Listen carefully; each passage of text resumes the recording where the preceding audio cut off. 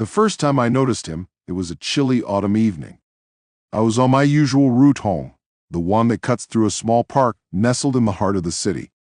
The trees loomed tall and skeletal, their barren branches scratching at the darkening sky.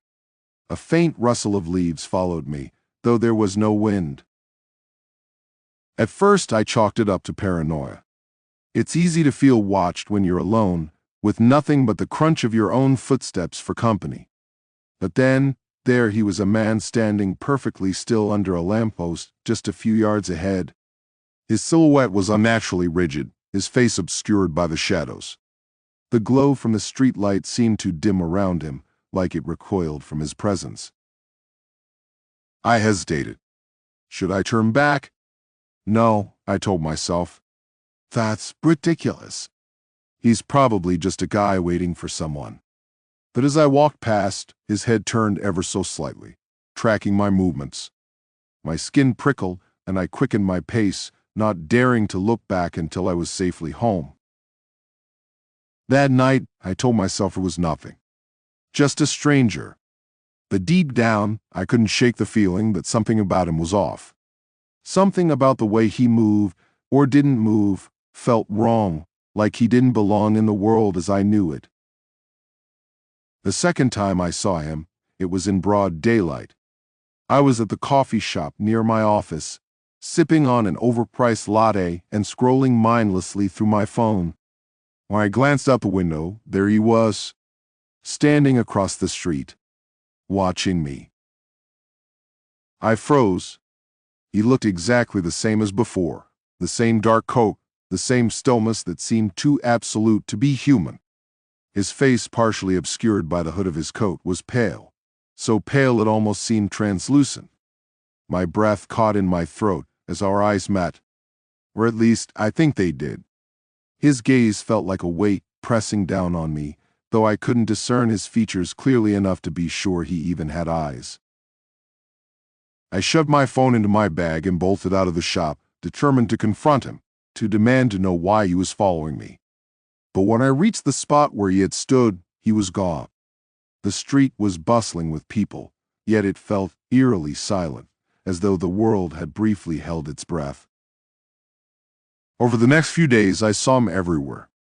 Outside my apartment building, in the reflection of a store window, standing at the end of a crowded subway platform, always still, always watching. No matter how fast I walked, no matter how many turns I took, he was always there, just out of reach. I began to doubt my sanity. Was he real, or just a figment of my overactive imagination? I told a friend about him, hoping for reassurance.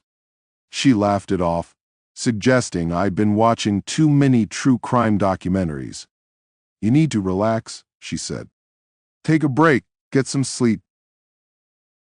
But sleep didn't come easy. Every creak of the floorboards, every whisper of the wind outside my window set my nerves on edge.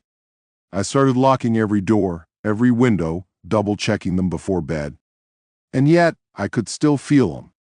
Even in the safety of my own home, his presence lingered, like a shadow that refused to fade. One night, I woke to a strange sound.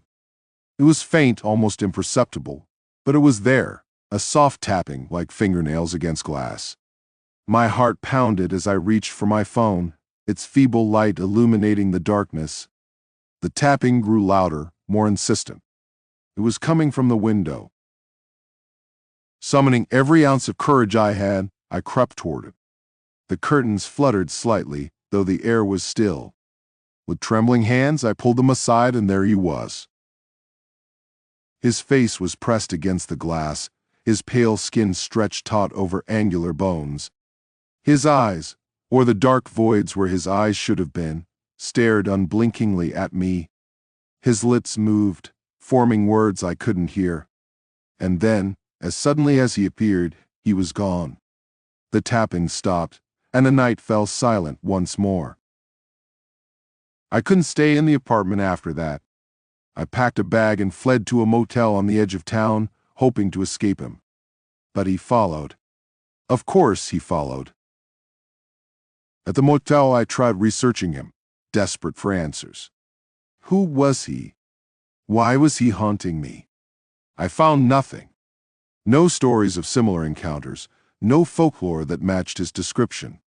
It was as if he didn't exist or had been erased from existence. The encounters grew more intense. He started appearing closer, his movements no longer limited to the periphery of my vision. One night I woke to find him standing at the foot of my bed. His head tilted slightly. As if studying me, I screamed, but he didn't move. He simply stood there, his presence suffocating. And then he spoke. His voice was a low guttural rasp that seemed to echo from everywhere and nowhere at once. "You let me in." I didn't understand what he meant. I didn't want to understand. All I knew was that I needed to get away. But no matter where I went, he was there. Always there. It wasn't until I returned to the park where I first saw him that I realized the truth. The air felt heavier there, the shadows darker. As I walked among the twisted trees, I felt a strange pull, as if the ground itself was alive and drawing me in. And then I saw it, a weathered plaque half buried in the dirt, its inscription barely legible. "In memory of those lost on this ground, may they find peace." The stories came flooding back. The park had a dark history, a place where unspeakable acts had occurred long ago. People had whispered about spirits that lingered, unable to move on. But I had never believed in such things. Not until now. He wasn't a man. He never was. He was something else, something bound to this place, and now, somehow, to me, I had noticed him that first night. I had acknowledged him. And in doing so, I had invited him into my life. I'm writing this now because I don't know how much time I have left. His appearances have become more frequent, his form more tangible. I can feel his breath on my neck, his fingers brushing against my skin. I've tried to ignore him, to pretend he doesn't exist, but it's too late. He's here. Always here. And I fear that soon I'll be where he is too.